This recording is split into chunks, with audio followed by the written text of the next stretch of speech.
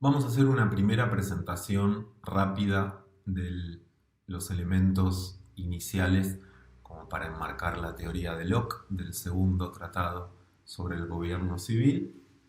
Vamos a ver que el, el objetivo del enfoque lockeano va a ser establecer con relación al estado de naturaleza un tipo de politicidad que mantiene deudas significativas con lo natural, mucho más significativas que las que veíamos en la teoría de Hobbes, en el sentido de que lo político se presentaba como la negación o la desactivación de lo natural, mientras que en Locke vamos a ver el intento de pensar la relación entre estado de naturaleza y condición civil o estado de una manera mucho más continuista, haciendo énfasis en las continuidades y tratando de marcar que nada hay en el poder político del Estado que no haya estado antes de alguna manera en el estado de naturaleza. En todo caso, no se trataría de crear de cero la paz y la protección, sino que se trataría de corregir algunos defectos de una lógica que tiene la intención de perpetuarse de alguna manera en sus continuidades fundamentales en el Estado civil. Empecemos con el título y el subtítulo: Second Treatise on Civil Government, Essay Concerning the True Origin, Extent and End of Civil Government. Primero tenemos esta idea de second, ¿no? Es second porque antes hubo un primer tratado, como ya dijimos. El primer tratado es refutativo y sobre todo tiene como objetivo el libro Patriarca de Robert Filmer. Cuando Locke pone Civil Government en el título de su texto, tenemos una expresión que tiene sobre todo dos sentidos. Puede decirse del gobierno en un sentido amplio, el término gobierno civil, es decir, la estructura del Estado en general. Mientras que, como vamos a ver, va a tener un sentido más específico cuando nos metamos a ver el Estado lockeano, nombrando a un poder en especial dentro del Civil Government, que va a ser el poder ejecutivo. Yendo al subtítulo, lo que tenemos es esta idea de un origen verdadero. Este es el componente más importante del subtítulo. Esta idea de origen verdadero de alguna manera va en contra de el falso origen, que es el marcado en el Tratado Patriarca de Robert Filmer, que sostenía la tesis de la legitimidad tradicional del derecho divino de los reyes. El origen del poder político, decía Filmer, consiste en la fuente divina. La autoridad desciende de Dios directamente al monarca absoluto. Fin de la discusión. Es decir, esa era la manera de legitimar monarquías absolutas en esta época. Esta idea de True Origin tiene esta noción de un espacio no político, condicionante. Hay una marca genética de lo natural en lo civil. Como decíamos, hay una continuidad entre lo natural y lo político, y eso está implícito en la noción de alcance o extent. Vamos a pensar desde el subtítulo ya el alcance de ese poder, dejando en claro que no es ilimitado. Hay límites dentro de los cuales va a establecerse una jurisdicción para la ley civil, más allá de cuyos límites la ley civil, el soberano o alguno de los poderes del Estado van más allá de la circunscripción necesaria para que todo esto se mantenga dentro de los cauces racionales y legítimos y acordes a la ley natural. ¿Hasta dónde llega? Es la pregunta aquí. Y esta idea de los límites del poder político no se pueden infringir bajo la pena de perder la condición de legitimidad. Entonces, lo natural, como veníamos diciendo, determina el perímetro de validez del poder político. Vamos a ver en el estado de naturaleza una regla que incluso va a seguir valiendo una vez que tengamos la condición civil. Y finalmente esta idea de end, telos, causa final, fin,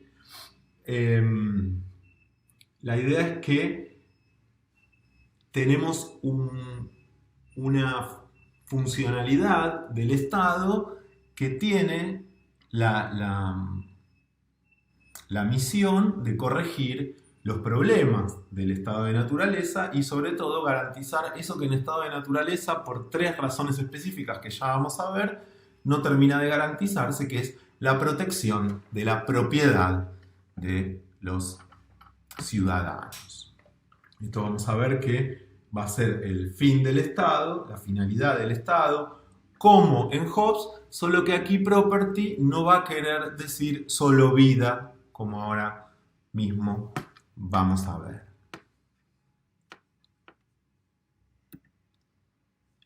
Pasemos a el estado de naturaleza. Vamos a ver dentro de esta diapositiva, de este presi, la idea de una ley que lo rige, que es conocida por todos.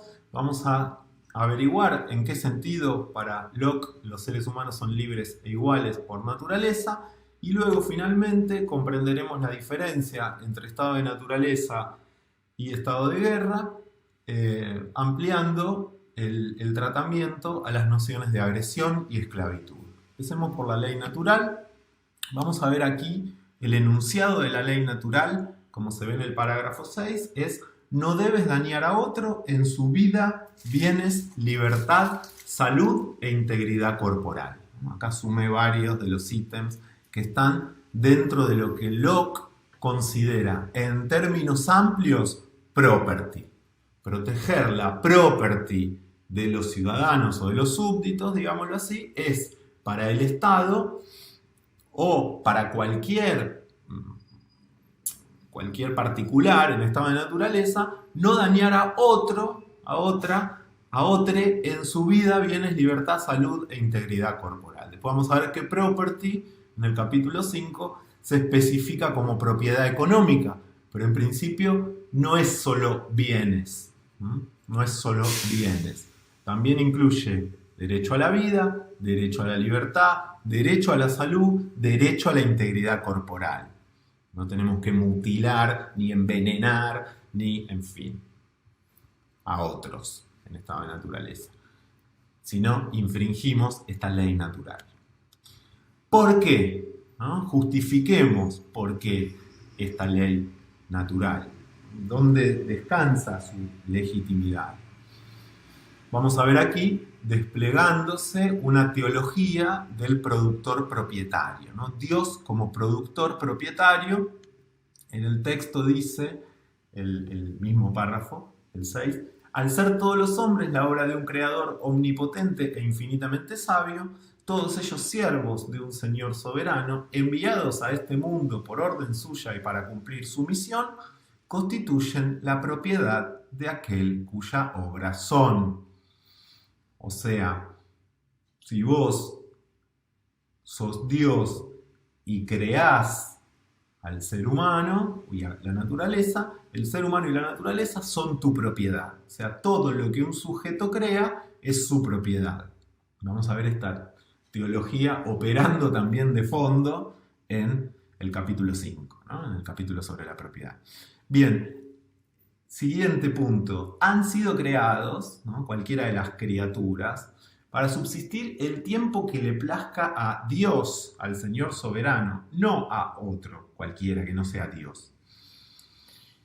Y dado que estamos provistos de las mismas facultades y participamos todos de una única comunidad de naturaleza, no puede suponerse ninguna subordinación tal entre nosotros que pueda autorizarnos a destruirnos mutuamente como si hubiésemos sido creados para uso de otros, tal como las especies inferiores de criaturas existen para el nuestro.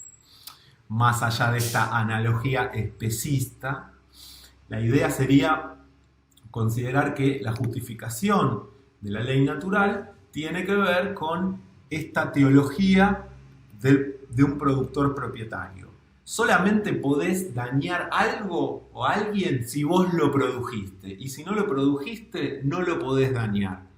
Con lo cual no podés decidir cuándo se termina la vida de un ser humano, cuándo se termina la libertad de un ser humano, cuándo se termina la salud o la integridad corporal de un ser humano, a menos que lo hayas producido. Y como ninguno de nosotros, simples seres humanos, hemos producido a ningún otro ser humano, aparece acá teológicamente justificada una tesis de la dignidad natural de cada uno de nosotros frente al otro, o a la otra, o al leotre, que sería esta idea según la cual el ser humano es un fin en sí mismo para otro ser humano, y no un medio.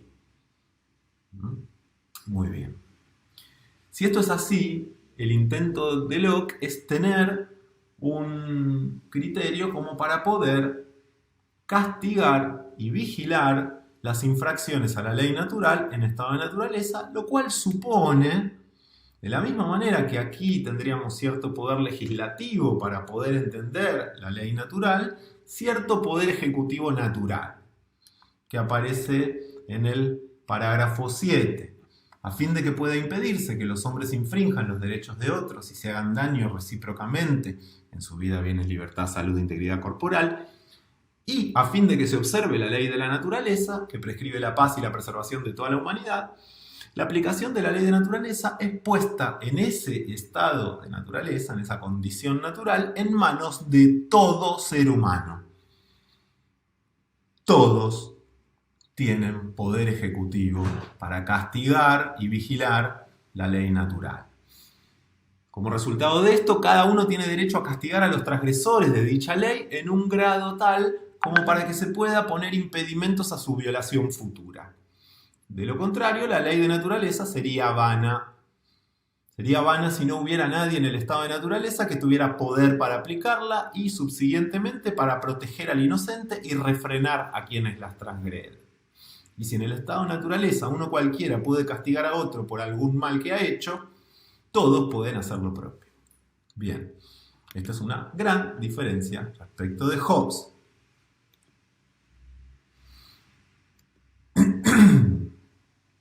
Libertad natural. Como en Hobbes y en los demás contractualistas, los seres humanos son libres e iguales por naturaleza, que entiende Locke por un atributo y el otro, vamos a verlo. Libertad natural consiste en estar libre de cualquier poder superior sobre la tierra y en no hallarse bajo la voluntad o la autoridad legislativa de ser humano alguno, sino en tener por regla de conducta solo la ley natural. ¿Sí? Cuando pactamos y tenemos un Estado, la libertad del hombre en sociedad consiste en no hallarse bajo ningún otro poder legislativo que el establecido por su consentimiento en el Estado, ni bajo el dominio de ninguna voluntad de cualquier otro ser humano que no sea la ley que sale del legislativo conforme a la confianza depositada en él. Muy bien.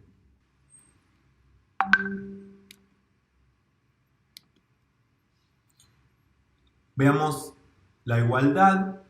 La igualdad caracteriza también al estado de naturaleza. En el estado de naturaleza, todo poder y jurisdicción son recíprocos, al no tener ninguno más que lo que posee otro.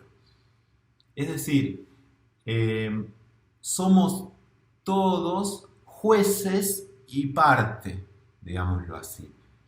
Esto quiere decir que nadie por naturaleza tiene un poder y una jurisdicción exclusivos dentro de los cuales no puede invocarse una reciprocidad.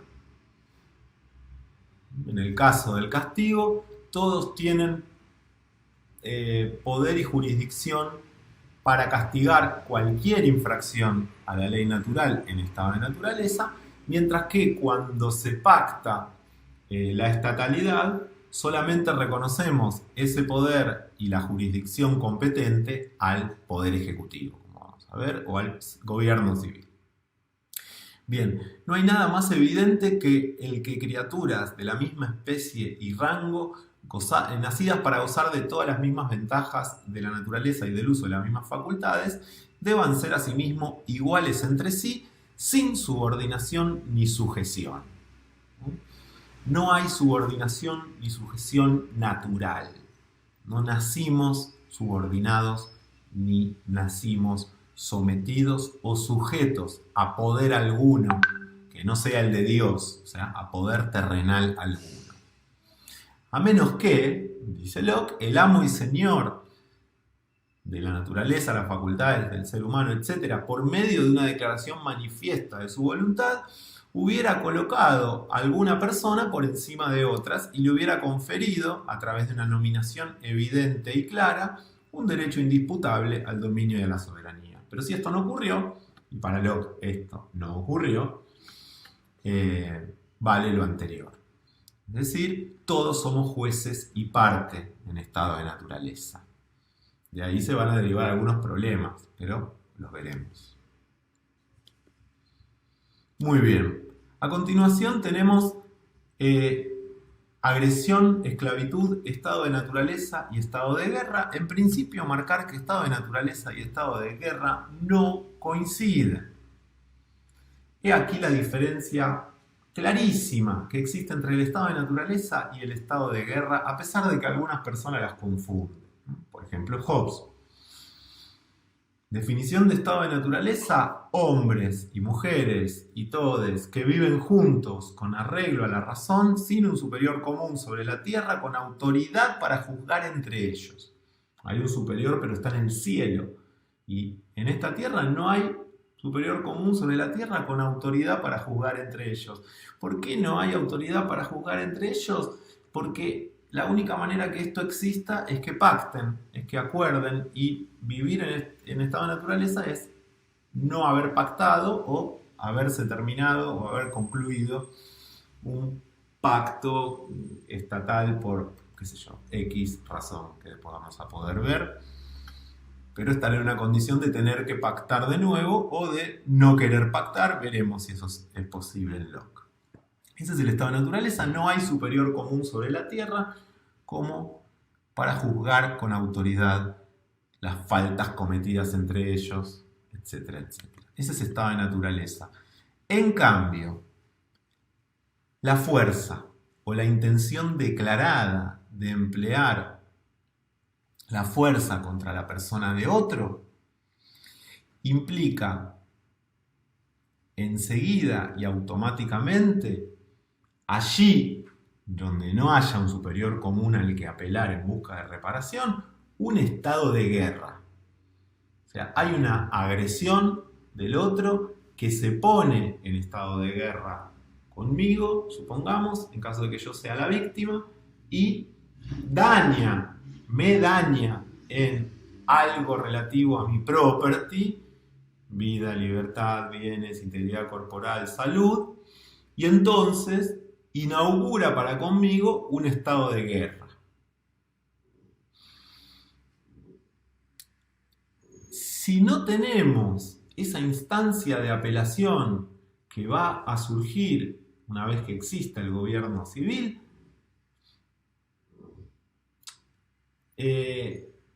yo como víctima tengo derecho de guerra contra mi agresor.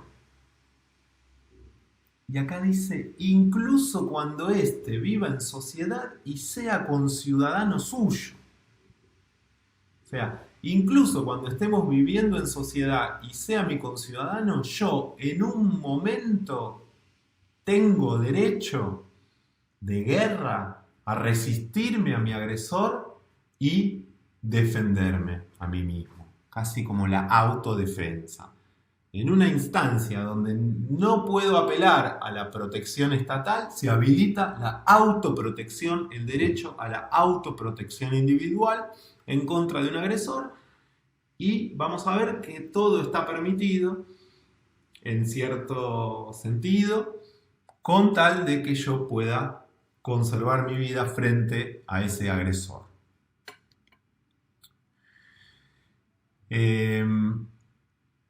Esto de apelar al cielo es una metáfora muy famosa que tiene que ver con hacer justicia o juzgar uno y pasar a la acción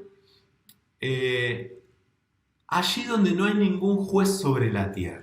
¿No? En estado de naturaleza, esto es prácticamente la condición en la que vivimos, o sea, sin juez sobre la tierra, pero también vamos a ver, a veces, incluso cuando hay gobierno civil, o justo en el momento en que el gobierno civil está tambaleando en su legitimidad, lo vamos a ver, se habilita en Locke el derecho de apelar al cielo, en el sentido de, vamos a ver, castigar una infracción. Y en este caso, y por ejemplo en el capítulo 19, va a ser castigar una infracción hecha por los gobernantes hacia la comunidad. Y entonces es legítimamente la rebelión, ¿no? La rebelión de los propietarios inocentes avasallados en su property por el gobernante de turno, que pasa a ser tirano en el acto en que viola la ley natural, en el mismo momento en que viola la ley natural. Bien, si yo castigo al agresor, entonces, en principio, debería tener algunos cuidados, ¿no? Con respecto, en principio, si yo entiendo lo del castigo, no se puede castigar de cualquier manera, hay ciertos límites al castigo, pero en caso de que alguien me agreda y se ponga en estado de guerra conmigo, allí ya no hay, digámoslo así,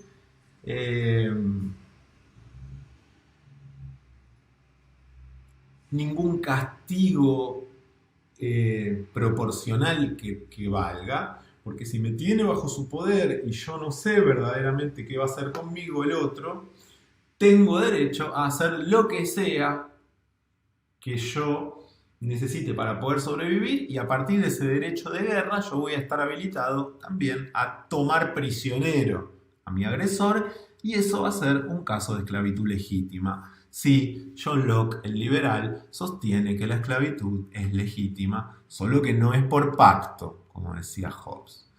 La verdadera condición de la esclavitud, no por pacto, no es otra cosa que el estado de guerra continuado entre un vencedor legítimo y un vencido tomado cautivo. La esclavitud es un estado de guerra continuado, a diferencia de como la planteaba Hobbes, ¿no? O habría que ver ahí si era el siervo o el prisionero, ¿no? En fin.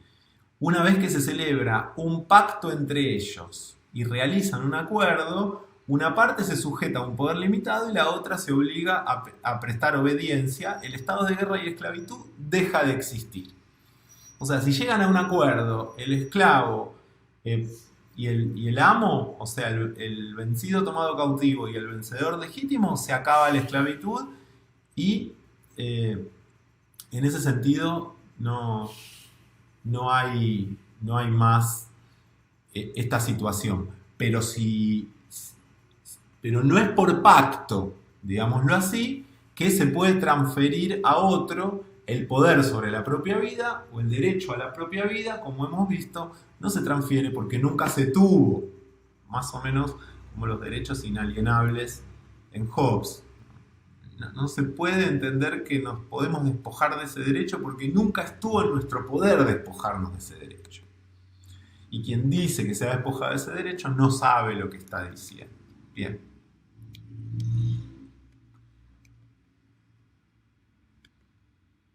Así terminamos esta primera presentación. En un próximo video hablaremos del tema propiedad.